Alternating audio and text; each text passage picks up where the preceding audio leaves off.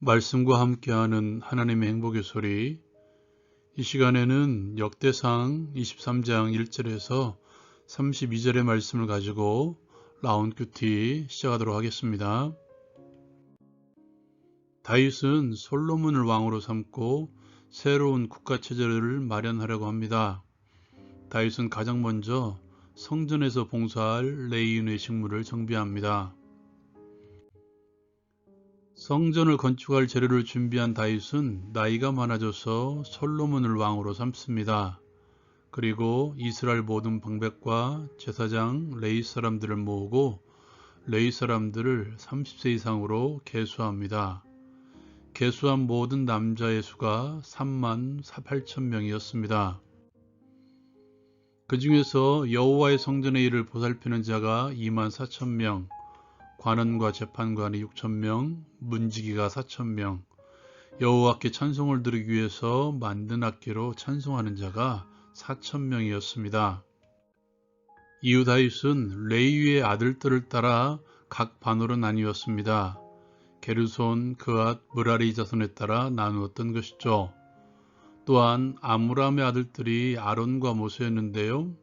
아론에 대해서 그 자손들과 함께 구별되어서 몸을 성결하게 해서 영원토록 심히 거룩한 자가 되어 여호와 앞에 분향하며 섬기며 영원토록 그의 이름으로 축복하게 되었다고 전하죠. 또한 모세의 아들들의 반도 나누어 전합니다. 레위인들의 반을 조직한 다윗은 그들의 직무를 전하죠. 다윗은 레위인의 직무를 소개하기 전에 이렇게 백성들에게 말을 전합니다. 이스라엘 하나님 여호와께서 평강을 그의 백성에게 주시고 예루살렘에 영원히 거하시나니 레위 사람이 다시는 성막과 그 가운데에서 쓰는 모든 기구를 맬 필요가 없다.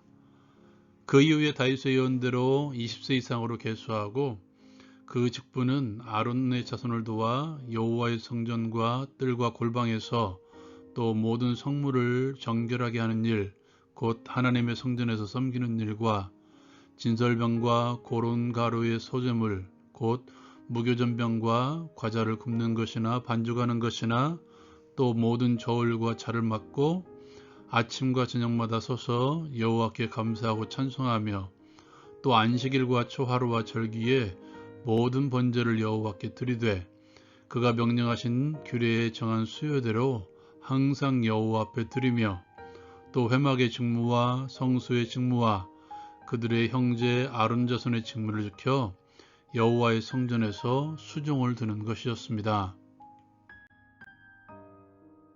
적용을 위해 함께 나누기를 원합니다. 먼저 다윗의 열정을 기억하십시오. 오늘 말씀의 시작을 보면 다윗이 나이가 많아 늙음에 아들 솔로몬을 이스라엘의 왕으로 삼고라고 시작하고 있습니다. 여러분, 이쯤 되면 모든 것을 솔로몬에게 물려주고 자신은 야인으로 돌아가 쉬어야 되는 게 당연한 것이죠. 나이가 많아졌습니다. 솔로몬을 왕으로 세웠습니다. 그럼에도 불구하고 그는 끝까지 자신의 일을 합니다. 그가 하고자 하는 일은 이스라엘의 조직을 재정비하는 일이었죠. 이 사람이 끝까지 자신의 일을 감당하는 그 이유, 제가 생각하는 이유는 두 가지라고 생각합니다. 먼저 아들 솔로몬을 위한 일이었죠. 열왕기상에 보면 다윗이 솔로몬에게 유언하는 내용이 나오는데요. 가장 먼저 당부한 것이 너는 힘써 대장부가 되라고 전합니다.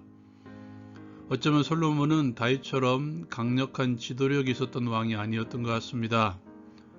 또한 그가 하나님께 간구할 때 자신을 작은 나이라 칭하며 백성들의 이야기를 듣고 판단할 지혜를 구합니다.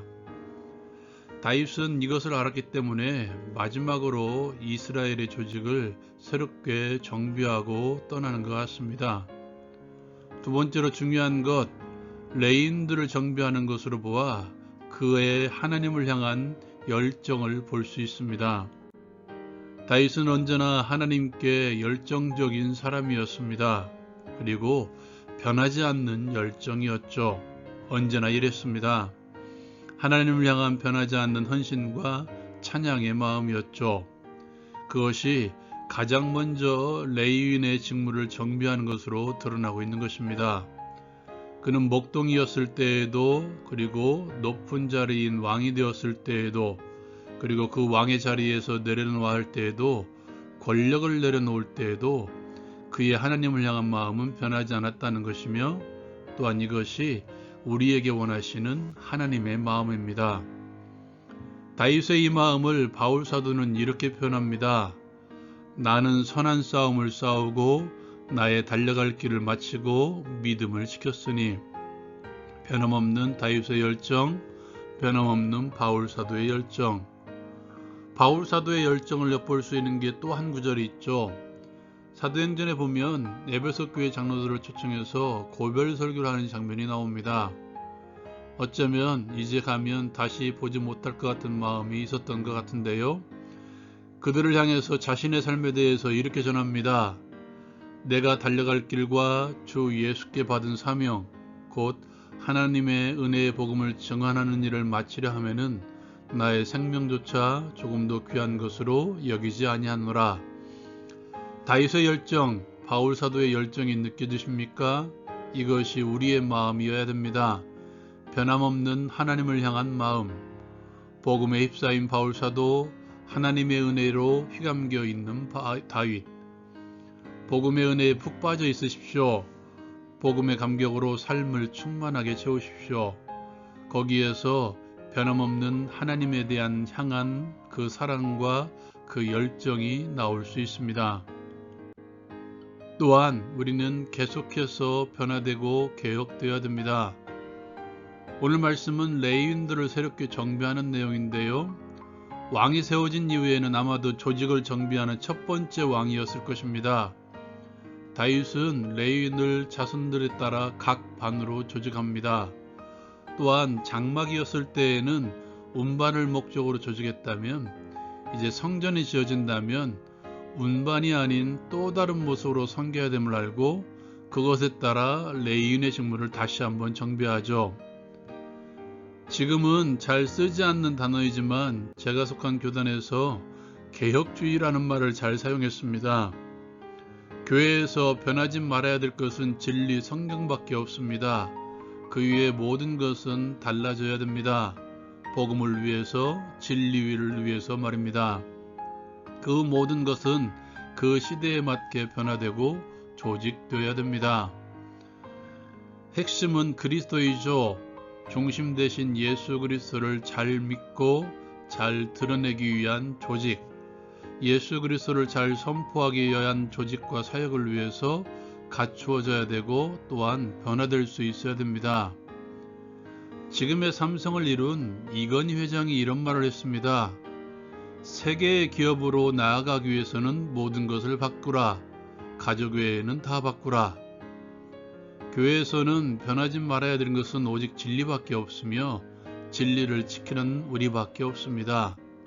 또한 진리를 잘 믿고 잘 선포하기 위해서든 무엇이든지 바꿀 수 있는 것, 그것이 개혁주의죠. 여러분의 삶은 어떻습니까? 여러분의 교회는 어떻습니까? 하나님을 향한 변하지 않는 마음을 품게 하옵소서. 변하지 않는 사랑으로, 변하지 않는 헌신으로 하나님 앞에 서게 하옵소서. 진리를 위해서 나의 삶을 바꾸며 주님의 몸된 교회를 세워나가게 하옵소서. 예수님의 이름으로 기도합니다. 아멘. 세상은 매일 달라지고 있죠. 그 땅의 진리를 전하는 우리의 모습도 매일 달라져야 할 것입니다. 라운 큐티 마칩니다.